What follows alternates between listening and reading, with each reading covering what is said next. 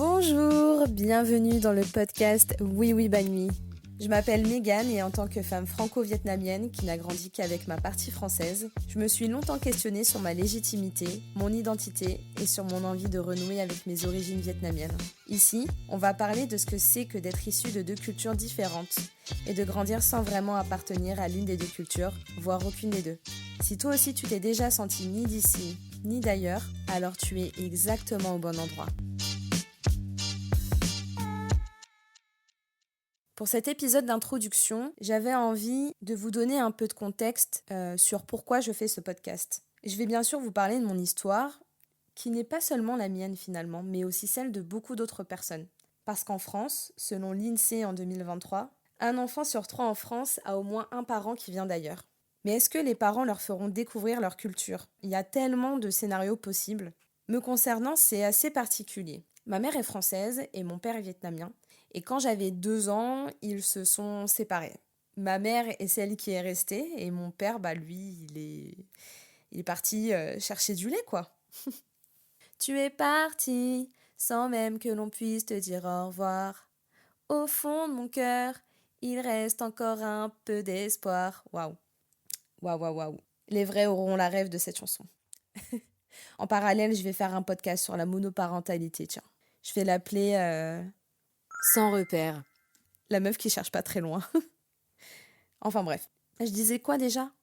Ah oui. Mon père n'était pas une personne très responsable et pour le bien de ma vie, tout simplement, ma mère a coupé les ponts avec lui.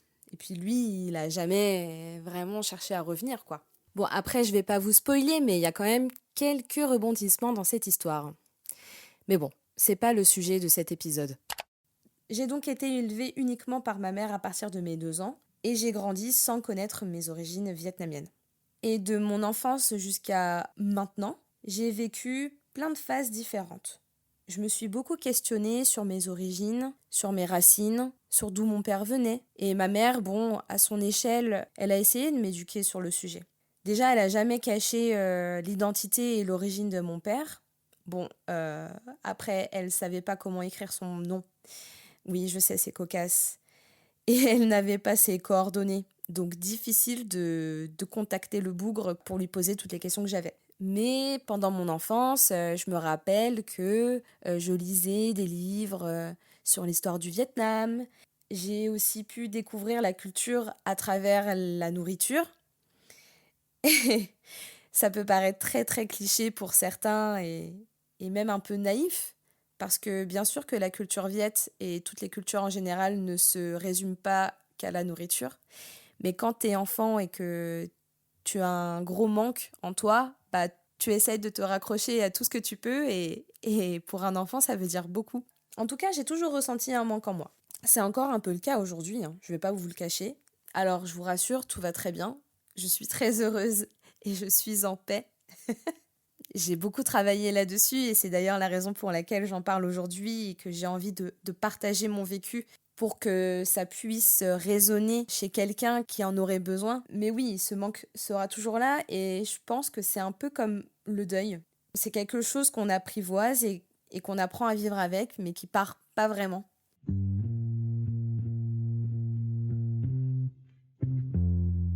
J'avais pas d'amis qui ont vécu le même schéma.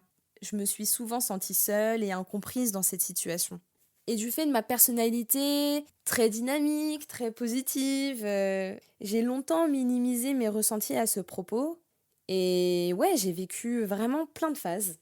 Déjà, quand j'étais petite, physiquement, je ressemblais pas du tout à ma mère. Moi, j'ai les yeux marrons, ma mère, elle a les yeux bleus, mais d'un bleu. On se ressemble pas trop physiquement et des fois, je me demandais si c'était vraiment ma mère. Je pensais que j'étais adoptée. Pareil, au sein de ma famille, je ressemblais à personne. Je me posais des questions, quoi. Et puis, comme j'étais métisse, j'ai jamais vraiment su comment me positionner. Je sais pas pour toi si t'es concernée, mais de mon vécu, d'un point de vue de certains blancs, mon métissage, il était flagrant. On pouvait dire de moi que j'avais les cheveux raides comme des baguettes, que j'avais le teint jaune, que je ressemblais à Mulan, ce qui n'est pas le cas. Et en ce qui concerne certains Asiates, à leurs yeux, j'étais pas une vraie. J'étais une banane. Mais du coup, c'est quoi être une vraie? C'est tous ces sujets-là qu'on va aborder dans ce podcast. C'est plein de stéréotypes de part et d'autre qui m'ont fait très vite dénigrer mes origines. Mais bizarrement, j'étais fière. C'est vraiment une sensation étrange. J'étais vraiment tiraillée entre être fière de mes origines, mais en même temps essayer de les cacher. Je me souviens aussi que j'avais fait un dessin. Ce dessin m'a marqué. J'avais dessiné le contour de ma main et j'avais fait une partie en beige et une autre partie en jaune. Et j'avais marqué en gros au-dessus de la main « Je suis eurasienne ». Comme quoi ça me travaillait vraiment beaucoup. Quand j'étais ado, forcément j'étais dans une période où, comme la plupart des ados, tout est plus grave, tout est plus intense, tout est plus dramatique. Dans cette période, je me questionnais encore plus sur mon identité.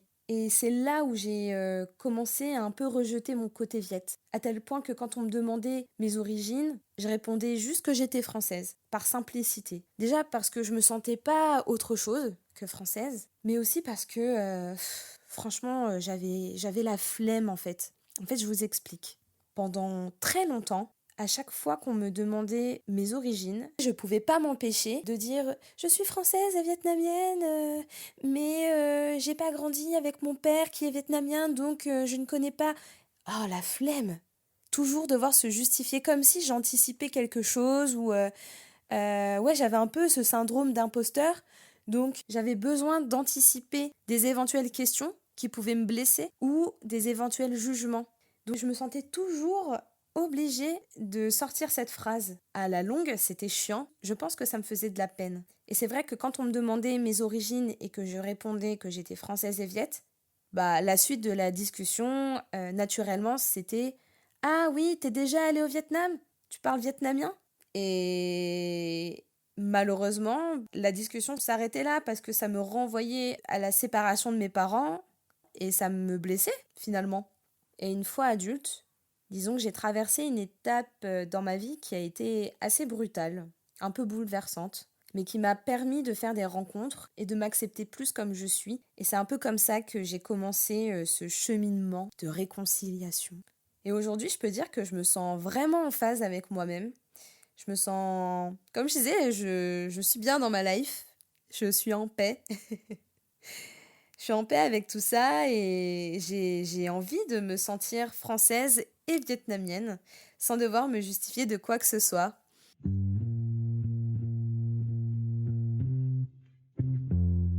Mais alors pourquoi je fais ce podcast, me demanderais-tu?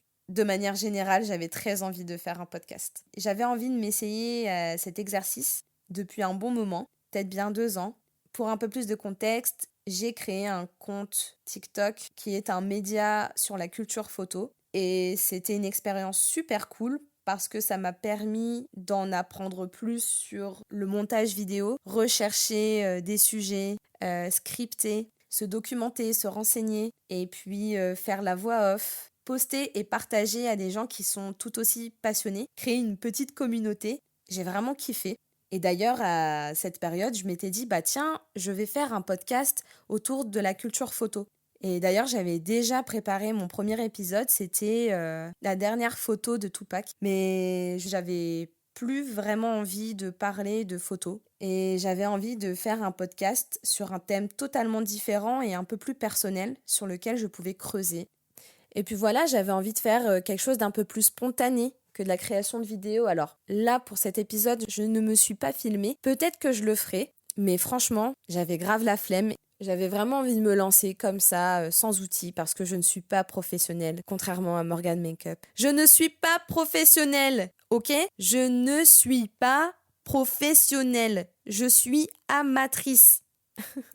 Et puis parler comme ça, en vrai, j'ai toujours fait.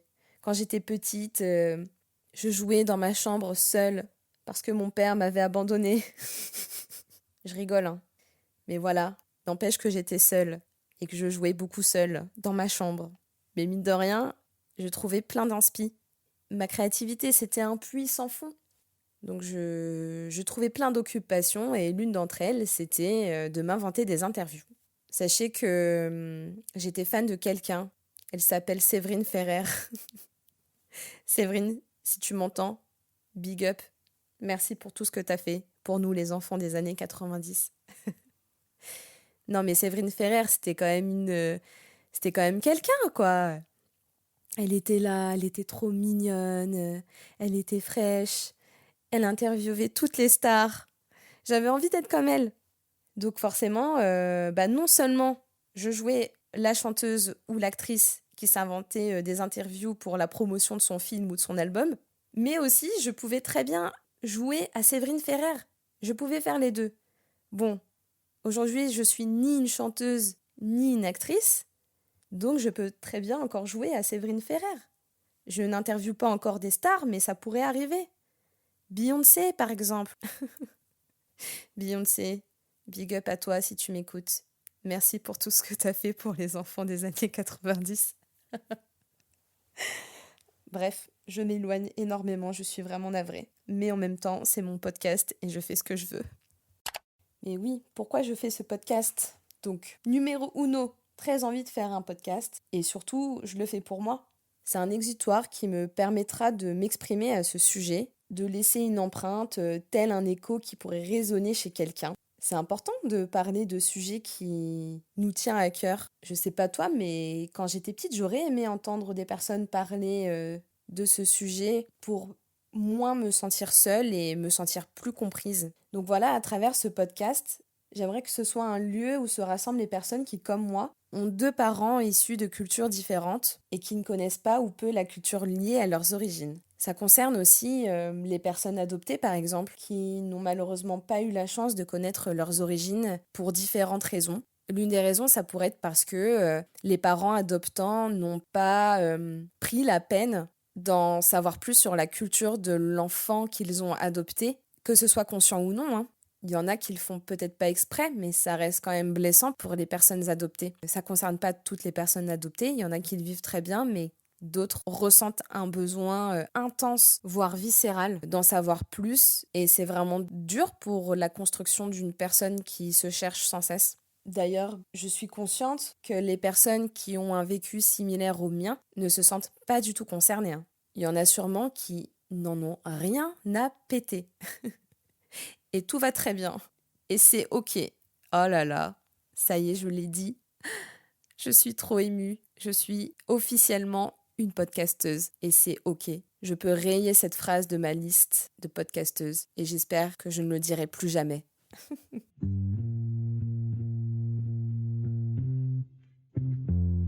Dans un premier temps, je pense faire cet exercice seul, mais à terme, quand je serai plus à l'aise avec le micro, avec le mic, j'aimerais trop inviter des personnes pour discuter un peu plus à ce sujet. Ça pourrait vraiment être intéressant. Et j'espère qu'à travers ce podcast, qui que tu sois, tu te sentiras écouté, entendu. Et d'ailleurs, si tu te reconnais dans ce que je viens de dire, n'hésite pas à te manifester, vraiment, je serai trop contente.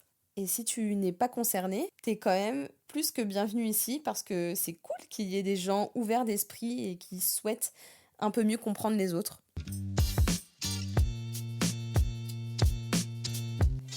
Voilà pour la fin de cette intro. Et c'était cool, non ? Je sais pas, vous en pensez quoi ? J'espère que ça t'a plu. Et si ça t'a donné envie d'écouter plus à ce sujet, alors rendez-vous au prochain épisode. Merci beaucoup de m'avoir écouté. À bientôt. Bye.